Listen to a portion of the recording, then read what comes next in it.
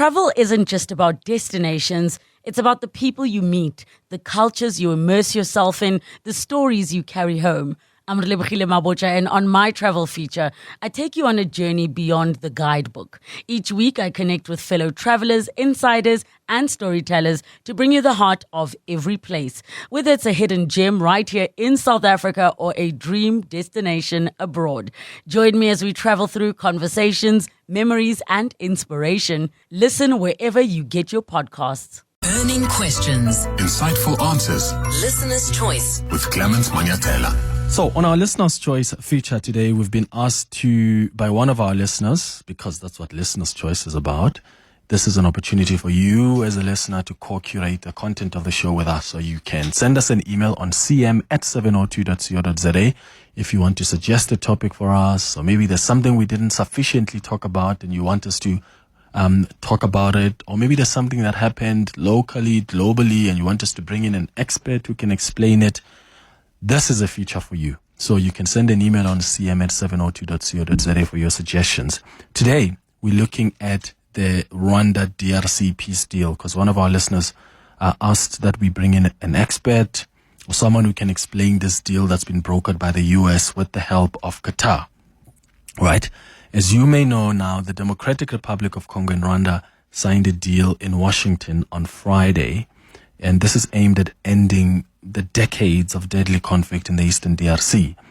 And what the deal does is address the violence that's intensified when, especially the Rwanda-backed M23 armed group seized key cities there in the DRC, including Goma and Bukavu earlier this year. That's when it intensified. It's been going on for so long.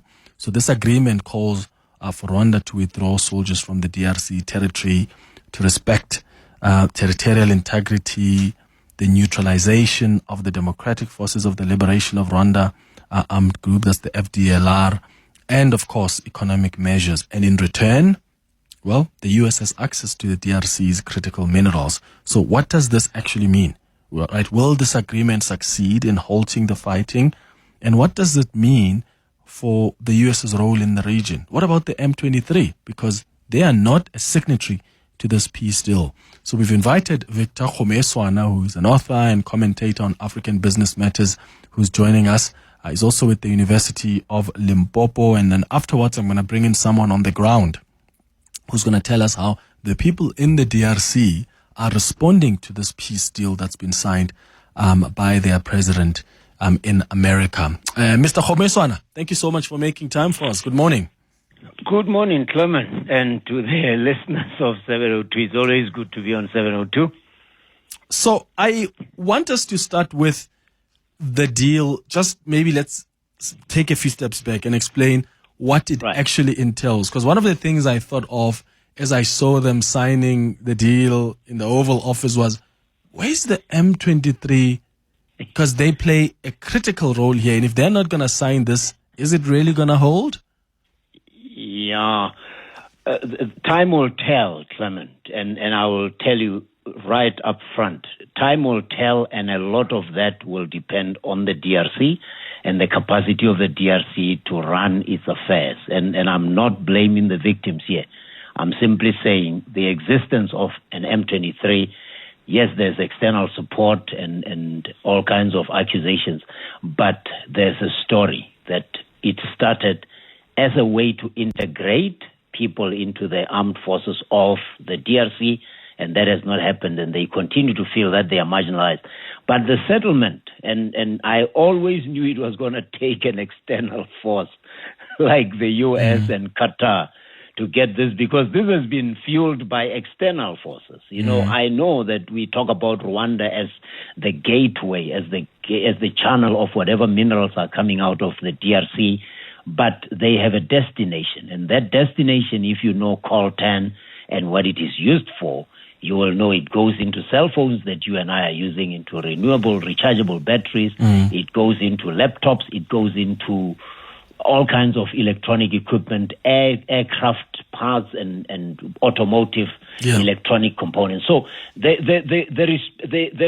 are four legs on which this agreement stands. One is about the peaceful settlement of disputes.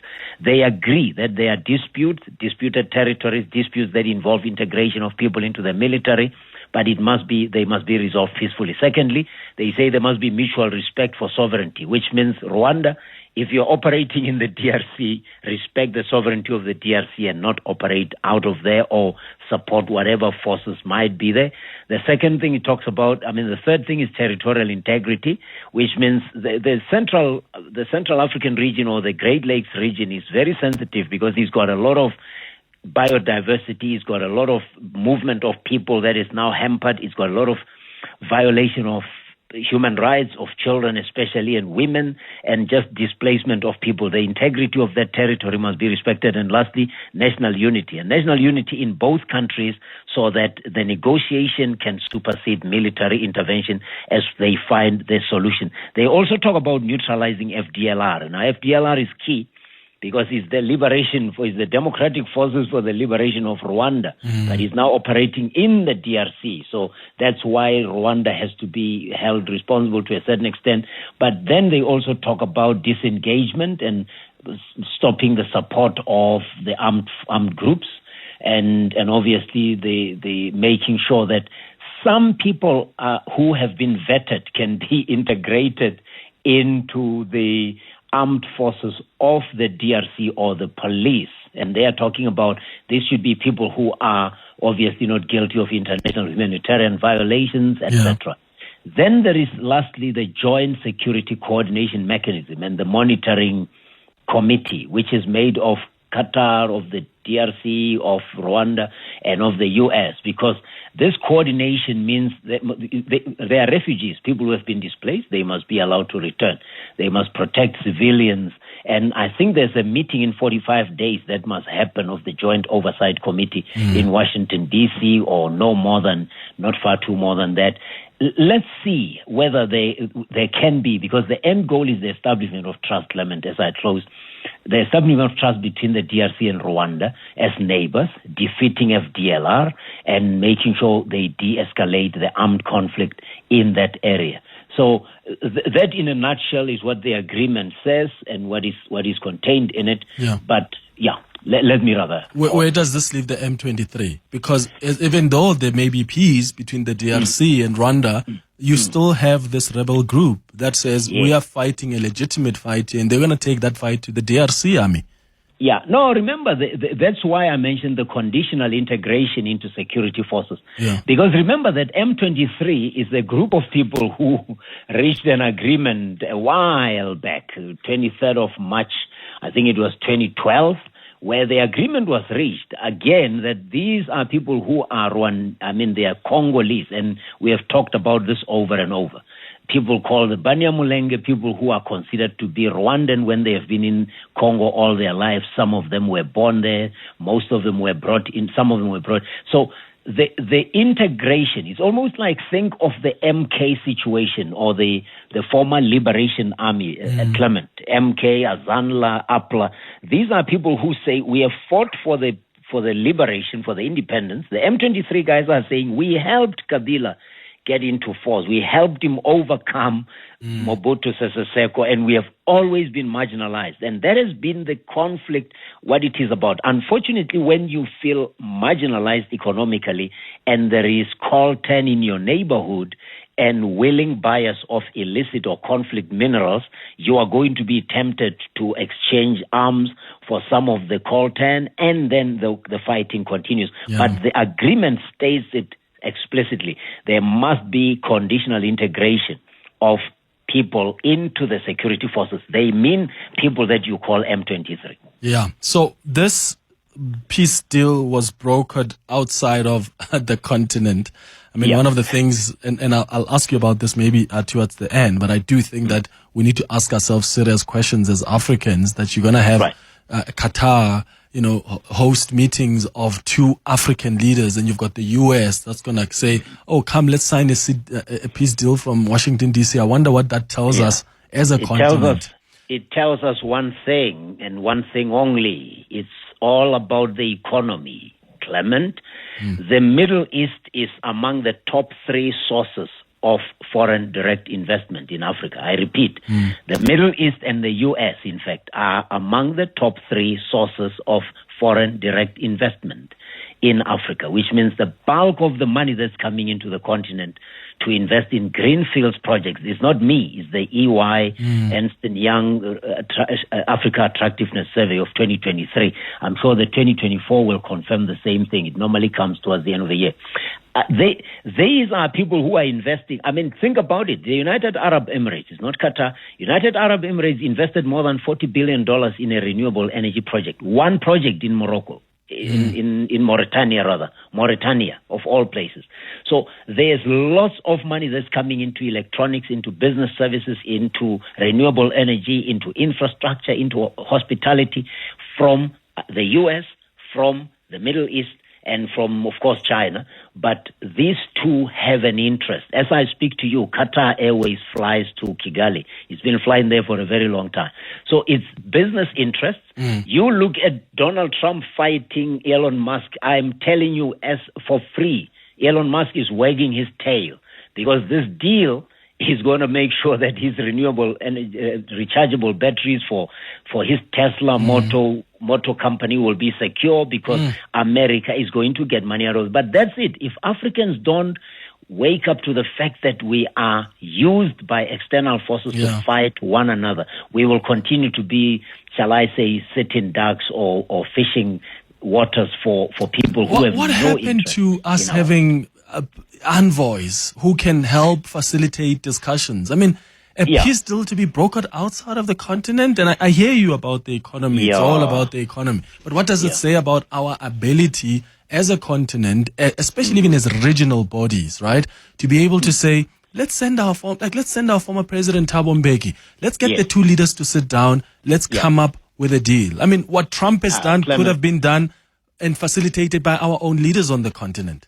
Clement, man, you just say, people like Thabo Mbeki, former president, these are people who know the dynamics, who have the demeanor, who understand international diplomacy, who understand economic diplomacy. Why he was not part of that conversation, only goodness knows. I don't know. But I can assure you, economic diplomacy is not easy. I know DERCO talks about economic diplomacy, and I know they mean well. Meaning, let's not look at international relations as just a way of going into parties and attending banquets. But let's make sure we integrate our economic interests with the countries where we have representation. The agreement talks about regional economic integration, by the way, recognizing that COMESA, the Common Market for Eastern and Southern Africa, and the East African Community of both these countries are members of that. In the spirit of African Continental Free Trade Area must be done, because in the end, this war has never been political. It has never been about religion or anything other than economics. That's what we've been trying to say. But it tells you that unless we are awake to that reality, we will remain somebody else's, shall I say, toy. And I mean, I really wept when I saw Donald Trump and how cocky he was. Talking to these two countries, sovereign states, like he's talking to his children. You guys will do what you say you will do. You guys will. And I'm thinking the goal to address sovereign states, like we're talking 25% of coltan coming from Central Africa, and that's only confirmed reserves. Australia no longer has enough coltan. The other coltan you're going to find in Colombia, in Venezuela, and in Brazil. These are not areas that are easy to mine either. So Central Africa is a very critical area, and that's why Donald Trump and Qatar would have made it a priority. Just lastly, so you've spoken about what's in it for the US, but when we talk about access to mineral resources, what does that mean? Does it mean the DRC now, when there are US companies that want to come and mine, that resource, they must be given priority? Practically speaking, what does it mean? In fact, this defense, the part of the military, the de-escalation, because remember, the DRC has always had a very weak army. Let's call a spade a spade. And that's why security forces could be overwhelmed. When there was a takeover at an airport at one point, the one airport couldn't operate around Goma, and it almost looked like the government could not secure a strategic asset as an airport. So the weak army means you are going to need support from outside. But the security backing, MONUSCO is supposed to be protecting civilian populations, but any mining fields that are there are going to need extra security. Rwanda has got its own Crystal Ventures, which has got a very capable military capacity. They are already protecting Cabo Delgado, some of the assets for Total Energies in northern Mozambique. In southern Mozambique. So they do have that, but I can assure you the assets that are going to be mined by external companies are going to end up getting private army. Remember, the Wagner group might be out, but there's another one I forget, a Russian force that's operating in that part of the world in Central Africa. So you are going to find that when private investment happens, part of the responsibility of the investors will be to get security. And that's where you're going to find a base of some sort being developed to make sure that they can protect their investors, their engineers, their mining managers, and all that. So unfortunately, that's a gateway, free pass to the resources of Africa, and it could end up creating a lot of interference from external security forces disguised as protectors of mining or investment assets. Yeah. Oof, what's that catchphrase again? It's the economy, stupid. It's the economy. It is. Victor Kgomoeswana, thanks for making time for us. Really appreciate your time. Author and commentator on African business matters, joining us from the University of Limpopo. 24 after 11. You're with Clement Manyathela. 702. All right, so we are now joined by Kambale Musavuli, who is an analyst at the Center for Research on the Congo. And I thought we should bring someone who's able to give us a sense of how people are responding on the ground as well. So, Kambale, thank you so much for making time. I really appreciate it. Good morning. Good morning. Yeah. Can you just share your perspective with us as a Congolese about this peace deal that's been signed, brokered, by the United States? What's the feeling on the ground, and how hopeful are people in the Congo that this is something that's going to lead to the silencing of the guns? A lot of thoughts is coming through my head because, today is the 100th anniversary of Patrice Lumumba. He was born on July 2nd, 1925, and we just celebrated our 65th Independence Day 2 days ago on June 30th. And this deal is coming at a time where many Congolese are questioning the validity of the deal, right? And also the reshaping of Congo's history, of really what has been unfolding in Congo since 1996. And the reason I'm saying this is that peace in the Congo will never happen from Washington. And I'm quoting Patrice Lumumba on that when he spoke about Africa's history being written by Africans, not in Brussels, not in Paris, not in Washington. To see it happen there, and as you read the clause very closely, you will notice that there is not a discussion around justice. Outside of the mineral deal, because that's what's being discussed a lot, right? There is a minerals deal, there is a peace, there is a hope for peace. The question we should ask ourselves, the over 6 million Congolese who have died in the Congo, where is justice for them? And I do not have to even go back from all the way to 96. I can just look at what happened since January of this year. In 2025, from January to now, at least 3,000 Congolese have been killed by the M23 rebellion, right? And the numbers are higher if you look at the numbers from the Congolese government. They go over 12,000 people killed, and other international organizations are bringing the numbers much lower. Those who died in the city of Goma, in the taking over of the city of Goma, when we even talk about the Congolese youth who said, we have a Congolese army, they are deficient, but we will join them in protecting the sovereignty, right? The territorial integrity of the Congo, and they call them the Wazalendo. Ordinary Congolese would say, we are going to lose our life to make sure that we protect our land. Many of them also died during the taking of Goma. So the discussion for the Congolese is, what about justice? Around the deal. Sentiment that's all across the country. Have the Congolese benefited from this coltan mineral? I mean, the US now has access. They are going to be prioritized. They're going to have easy access to this kind of mineral. And that, for me, questions, where does this leave then the DRC and the possibility or ability of using this resource to try and empower the Congolese people? I mean, this deal came, and I think that's where I join a bit of the analysis from the first speaker.